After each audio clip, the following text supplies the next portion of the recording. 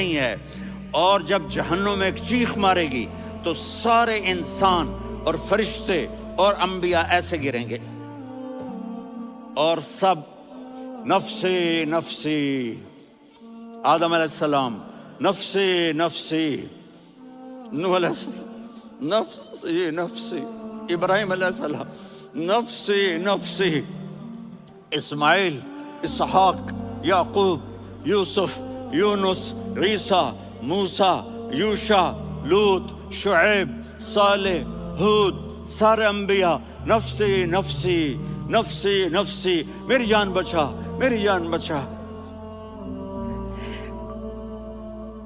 ایک طرف سے ایک آواز آئے گی، ایک آواز آئے گی، امتی امتی۔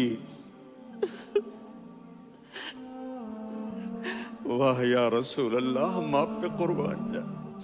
جس دن ماں نہیں پوچھ رہی، نبی نہیں پوچھ رہے، بیٹا نہیں پوچھ رہا، بھائی نہیں پوچھ رہا، یا رب امتی امتی، یا رب امتی امتی، یا اللہ میری امت، یا اللہ میری امت، یا اللہ میری امت، تو نظریں طواف کریں گی۔ یہ آواز کہاں سے آ رہی ہے؟ یہ کون بول رہا ہے؟ سب سے الگ کون ہے جو امتی امتی کہہ رہا ہے؟ جب نظریں آواز کی طرف چلتے چلتے چلتے چلتے پہنچیں گی تو وہاں میرے آپ کے جھولی پھیلا کے کھڑے، یا میری امت کو، یا اللہ میری امت کو۔ کون سی امت جو ساری زندگی شرابیں بیچتے رہے، جوئے کھیلتے رہے، زنا کرتے رہے، سود کھاتے رہے، جھوٹ بولتے، چوریاں کرتے رہے، ڈاکے مارتے۔ میرا نبی کہہ رہا ہے میری امت کو بچا لے، میری امت کو بچا لے۔ اس سے پیار نہ کرے تو اور کس سے کرے؟ موت پہ رشتے ٹوٹ جاتے، میرے نبی نے اس دن بھی اپنے رشتے کو نہیں توڑا۔ ابراہیم جیسی شخصیت کہیں گے، سنو اے اللہ، تیری میری دوستی کا واسطہ مجھے بچا لے، تیری میری دوستی کا واسطہ مجھے بچا لے۔ عیسیٰ علیہ السلام کہیں گے، یا اللہ میں اپنی ماں مریم کا بھی سوال نہیں کرتا، میری جان بچا لے، مریم جانے تو جانے، میری عیسیٰ۔ 5 بڑے رسول ہیں، نوح، ابراہیم، موسیٰ، عیسیٰ، محمد صلی اللہ علیہ الصلوات والتسلیمات۔ عیسیٰ علیہ السلام کہیں گے، یا اللہ میں اپنی ماں مریم کا بھی سوال نہیں کرتا، میری جان بچا۔ اور میرا نبی کہے گا، یا اللہ میری امت کو بچا لے۔ کون سی امت نے ساری زندگی اس کا مذاق اڑایا؟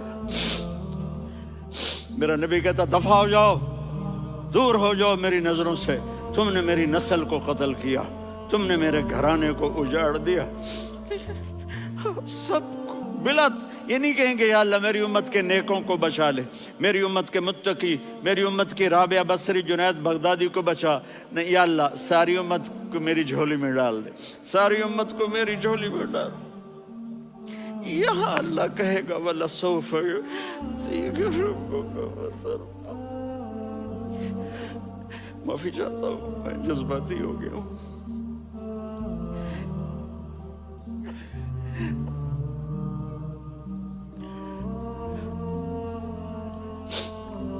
میرے بھائی بہنوں، میرے بچوں، تھوڑی سی زندگی ملی ہے، تھوڑی سی زندگی ملی ہے، اپنے حبیب کی زندگی کو اپنا لو۔ میں تھوڑے تھوڑے اشارے کر کے بتا دیتا ہوں۔ جب آپ بیٹے ہیں تو آپ کہہ رہے ہیں کاش میرے ماں باپ زندہ ہوتے، میں ان کی خدمت کرتا۔ پھر فرمایا اور نہیں تو میری ماں تو ہوتی، چونکہ ماں کو دیکھا ہے نا، باپ کو دیکھا نہیں ہے، تو فرمایا کاش میری ماں زندہ ہوتی اور میں عشاء کی نماز کے لیے مصلی پہ کھڑے ہو کے الحمدللہ رب العالمین پڑھ رہا ہوتا، اور ادھر سے میری ماں مجھے بلاتی محمد، تو میں نماز توڑ کے کہتا جی اماں جان میں آ رہا ہوں، نماز پھر پڑھا دوں گا۔ اپنے والدین کی عزت کرو۔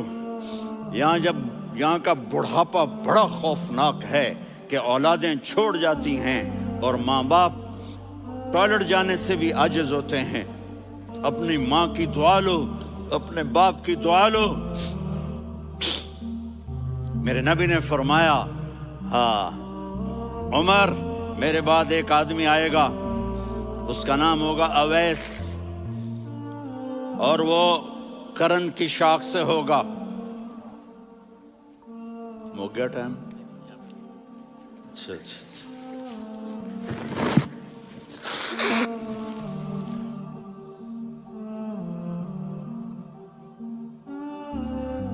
اس سے دعا کرانا، علی آپ بھی، عمر آپ بھی.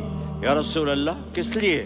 کہ اس نے ماں کی ایسی خدمت کی ہے کہ جب ہاتھ اٹھاتا ہے اللہ اس کے ہاتھ خالی نہیں لوٹاتا. حضرت عمر رضی اللہ تعالی عنہ نے حج کے موسم پر سارے حاجی کھڑے کر لیے.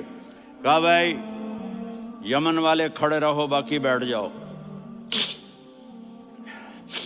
تو بیٹھ گئے. پھر فرمایا کہ یمن والے بیٹھ جاؤ، قرن والے کھڑے رہ جاؤ.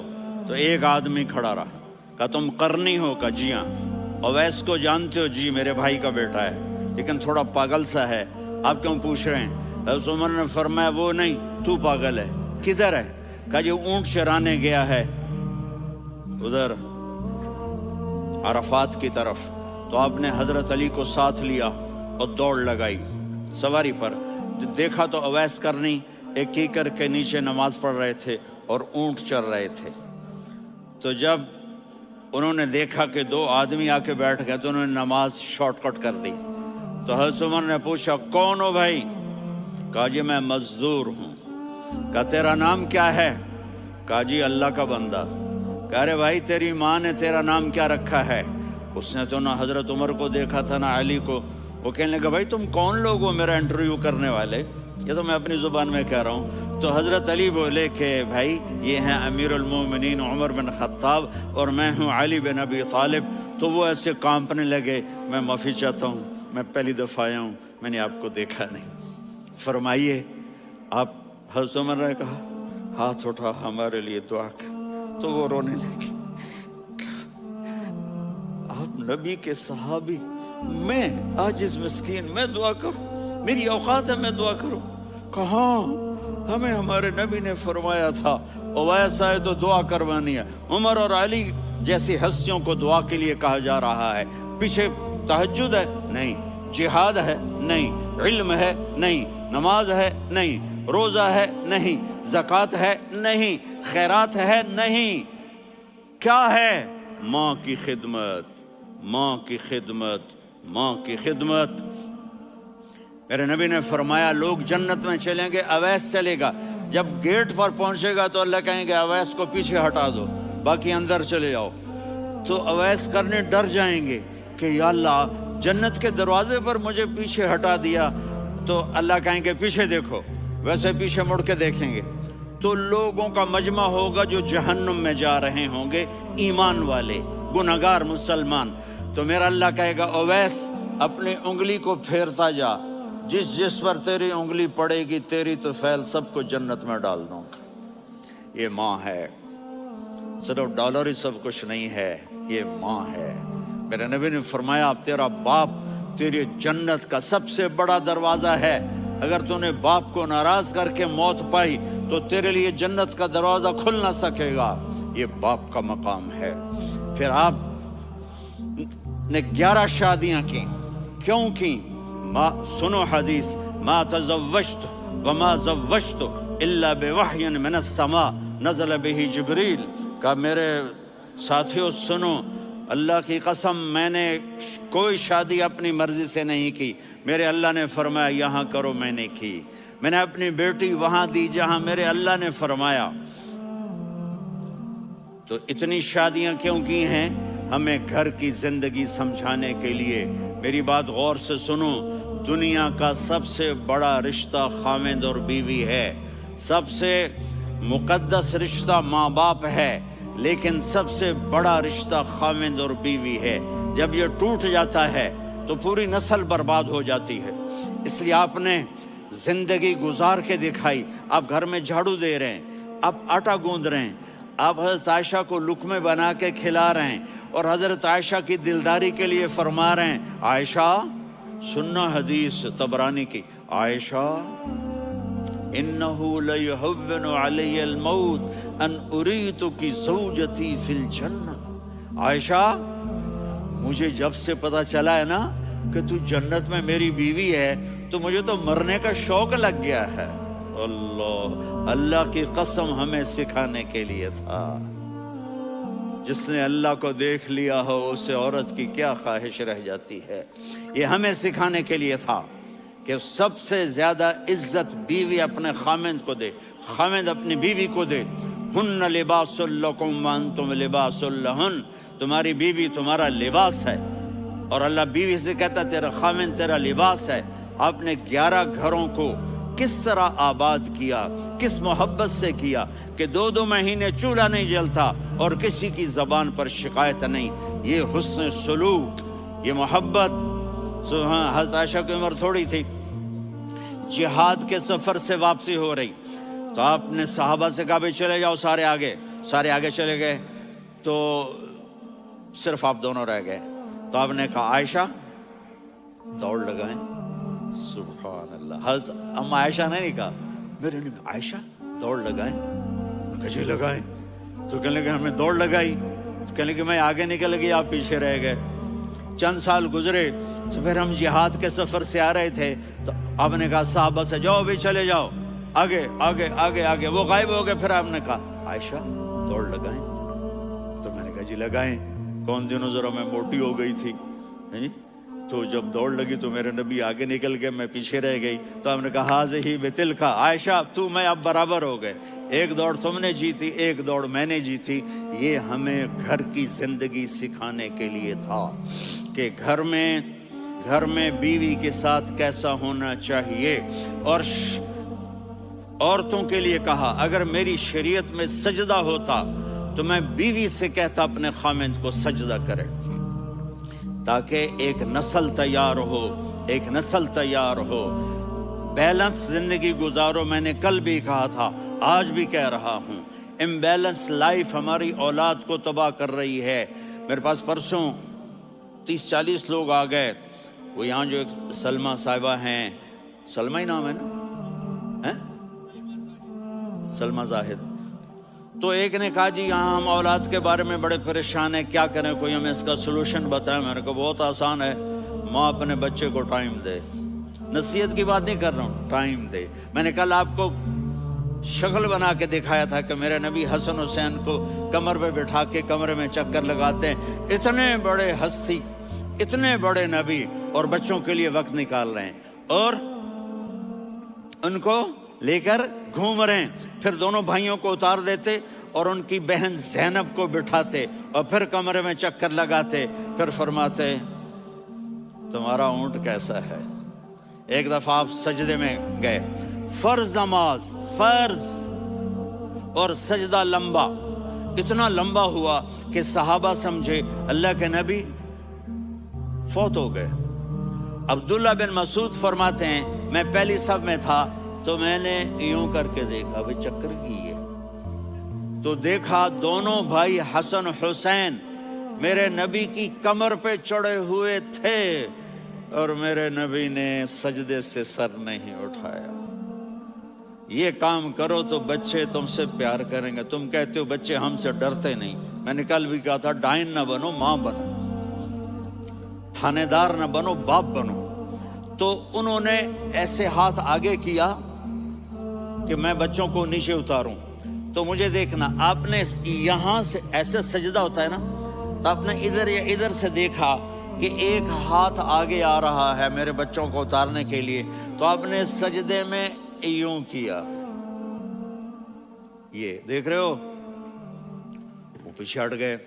جب تک وہ خود نہیں اترے میرے نبی نے سجدے سے سر نہیں اٹھایا، اور جب نماز سے فارغ ہوئے تو ایک دم دونوں کو اپنی گود میں لیا کہ ابی ہما و امی لا تؤذوہما، میری جان قربان ہو ان دونوں پر، یہ میرے جگر کے ٹکڑے ہیں، انہیں دکھ نہ پہنچانا۔ کیا آپ دیکھ رہے تھے ایک زہر میں تڑپ تڑپ کے مارا جائے گا اور ایک کا سر کاٹ کے نیزے پہ چڑھایا جائے گا۔ آپ کو اولاد کی محبت، نبی جس دن آپ جا رہے تھے پیر 12 ربیع الاول 11 ہجری 611 عیسوی 6 جون آپ نے ساری بیویوں کو بلایا، اطمینان سے ملے، رخصت فرما دیا۔ پھر داماد علی کو بلایا، ان کا سر اپنی گود میں رکھے، ان کے کمر پہ ہاتھ پھیر نہ۔ فاطمہ کو بلایا، ان کے کان میں کہا بیٹی میں جا رہا ہوں۔ وہ رونے لگیں، کہا رو نہیں، تو بھی جلدی میرے پاس آ جائے گی۔ 6 مہینے بعد صرف 24 سال کی عمر میں حضرت فاطمہ کا انتقال ہوا۔ پھر آپ نے علی کو بلایا، دعا دی، کہا پھر حسن حسین کو بلاؤ۔ جو ہی آپ نے ان کو یوں لیا تو آپ کے ایسے پانی کی طرح آنسو بہنے لگے، اس طرح کہ آپ آگے دیکھ رہے تھے کہ ایک بچے کا سر کٹ کے نیزے پہ چڑھ رہا ہے اور ایک زہر میں تڑپ رہا ہے، لیکن آپ نے تقدیر، اللہ کی تقدیر پر راضی ہو گئے۔ اور جبریل، تھوڑی دیر کے بعد جبریل آئے، یا رسول اللہ موت کا فرشتہ باہر ہے، اندر آنا چاہتا ہے۔ جہاں موت بھی پوچھ کے آئے، اس ہستی سے پیار نہ کریں تو اور کس سے کریں؟ ملک الموت بھی اجازت لے کر اندر آئے اور آ کر کہا السلام علیکہ یا رسول اللہ۔ آپ نے کہا وعلیکم السلام۔ کہا یا رسول اللہ آپ پہلی ہستی ہیں جنہیں میں سلام کر رہا ہوں، میں نے نبیوں کی جانیں نکالی، نیکوں کی، کسی کو سلام نہیں کیا، آپ پہلے ہیں جنہیں میں سلام کر رہا ہوں۔ یا رسول اللہ آپ پہلے ہیں جنہیں آپ کے رب نے کہا کہ میرے نبی سے پوچھ کے اندر جانا، بغیر پوچھے نہ جانا۔ آپ پہلی ہستی ہیں، میرے رب نے کہا آنا چاہیں تو لے آنا، رہنا چاہیں تو چھوڑ کے آ جانا۔ آپ نے فرمایا اگر میں کہوں تو میری جان نکالو گے؟ کہا جی نکالوں گا۔ تو آپ نے جبریل کو دیکھا، آدمی یہاں سے سوال کرتا ہے کہ تو کیا کہتا ہے، جاؤں یا ٹھہروں؟ تو جبریل کہنے لگے یا رسول اللہ، اللہ آپ کی ملاقات کے شوق میں ہے۔ اوپر سارے سٹیج سج گئے ہیں آپ کے ویلکم کہنے کے لیے، آج 7 آسمان کے فرشتے کرتے۔ سنو اب میری آخری بات ہے۔ آپ نے کہا دیکھو حسن حسین کے لیے ہاتھ نہیں اٹھائے، دیکھ رہے تھے تڑپتا ہوا زہر میں اور کٹتا ہوا سر، ان کے لیے ہاتھ نہیں اٹھائے۔ آپ نے جبریل سے کہا جاؤ اللہ سے پوچھ کے آؤ میرے بعد میری امت کے ساتھ کیا کرے گا۔ یہ جو ہم بیٹھے ہوئے ہیں گناہوں کے داغ اپنے سینے پر لے کر، چہرے پر لے کر، کہا جاؤ پوچھ کے آؤ میری امت کے ساتھ کیا کرے۔ ملک الموت وہیں کھڑا رہا، جبریل واپس گئے اور وہاں سے پیغام آیا کہ میرے محبوب ہم آپ کی امت کو تنہا نہیں چھوڑیں گے، مجھے میرے رب کی عزت کی قسم، ادھر ٹائم بھی ختم ہو چکا ہے، میں آخری بات کر رہا ہوں، اگر اس وقت میرے نبی یہ اللہ کو نہ منواتے تو آج ہم بھی بندر خنزیر بن کے پھر رہے ہوتے۔ دعائیں دو اس کملی والے کو جو اپنا جگر کٹا گیا۔ ایک رات آپ بھوک سے لیٹے ہوئے ایسے، کبھی یوں ہوتے ہیں کبھی یوں ہوتے ہیں، کرو حضرت عائشہ کے گھر کی باری، کبھی ایسے ہوتے ہیں کبھی ایسے ہوتے ہیں، پھر ایک دم آپ آگے ہوئے اور وہ جو چارپائی کی لکڑی ہوتی اس پر اپنے پیٹ کو یوں رکھا اور ایسے جھک گئے، یوں جھک گئے۔ حضرت عائشہ بے قرار ہو کے کھڑی ہو بیٹھ گئے، یا رسول اللہ یہ آپ کیا کر رہے ہیں، یہ کیا کر رہے ہیں؟ کیا کر رہے تھے؟ معدے کو کٹھا کر رہے تھے، بھوک کی شدت۔ فرمایا عائشہ بھوک بڑی لگی، عائشہ بھوک بڑی لگی، جس کے لیے کائنات بنائی، عائشہ بھوک بڑی لگی۔ حضرت عائشہ رونے لگی، یا رسول اللہ آپ یوں ہاتھ اٹھائیں گے اور آپ کے لیے سب کچھ آ جائے گا، آپ مانگتے کیوں؟ کہا عائشہ مجھ سے پہلے میرے بھائی انبیاء اسی فاقے میں گئے، میں بھی اسی فاقے میں اپنے رب سے ملاقات کروں گا۔ میرے عزیزوں، میرے بچوں، نوجوان بیٹھے ہو، بچیاں بچے، اپنا آئیڈیل اپنے نبی کو بناؤ، اپنا آئیڈیل اپنے نبی کو بناؤ اور نبی والے اخلاق سیکھو، آپ کے گھر آباد ہو جائیں گے۔ برداشت کرنا سیکھو، معاف کرنا سیکھو۔ اب آپ کینیڈین ہو یا جہاں سے بھی ہو، اس پاسپورٹ کی عزت کرو، یہاں کے قانون کا احترام کرو، یہاں وائلیشن نہ کرو، جھوٹ نہ بولو، کسی کو دھوکہ نہ دو۔ یہاں کی لڑکیوں سے اس لیے شادی نہ کرو کہ میرے پیپر بن جائیں، قیامت کے دن کالے منہ کے ساتھ اٹھائے جاؤ گے۔ اور جو حکومت تمہارے لیے قانون بناتی ہے اس کو فالو کرو، ٹیکس کی چوری مت کرو۔ یہ گورنمنٹ تم پر لگاتی ہے، ہماری حکومتیں تو لگاتی نہیں ہیں، لیکن یہ حکومت تو تم پہ لگاتی ہے، تو اللہ کے واسطے چور نہ بنو۔ ٹیکس کی چوری بہت بڑی چوری ہے کہ سب آپ کے کاموں کے لیے استعمال ہوتا ہے، تو یہاں کے قانون کو اوروں سے زیادہ اچھی طرح فالو کرو۔ دوسرا، یہاں غیر مسلم رہتے ہیں، سب کو عزت دو، سب کو عزت دو، ان کی خوشی میں ان کو مبارک دو۔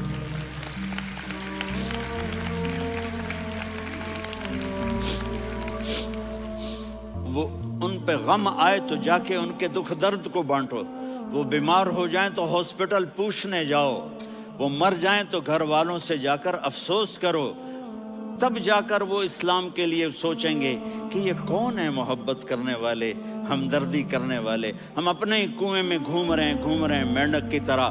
کس طرح بات آگے جائے گی جب تک وہ ہمارے اخلاق نہیں دیکھیں گے، ہماری محبت نہیں دیکھیں گے، ہماری خدمت نہیں دیکھیں گے۔ کتنے یہاں اولڈ ہومز بنے ہوئے ہیں، چکر لگایا کرو، جا کے صرف ایک سمائل دے دو تو اس بوڑھے کا سارا دن اچھا گزر جائے گا۔ کتنے کرنے کے کام ہیں۔ اگر آپ کے پاس کینیڈین پاسپورٹ ہے تو اب پاکستان میں جائیدادیں نہ بناؤ، یہاں اپنا سب کچھ خرچ کرو، وہاں کاروبار نہ کرو، یہاں کاروبار کرو، ادھر زکوٰۃ نہ دو، ادھر زکوٰۃ دو، یہاں بھی بہت زکوٰۃ کے مستحق لوگ آپ کو ملیں گے، یہاں خرچ کرو۔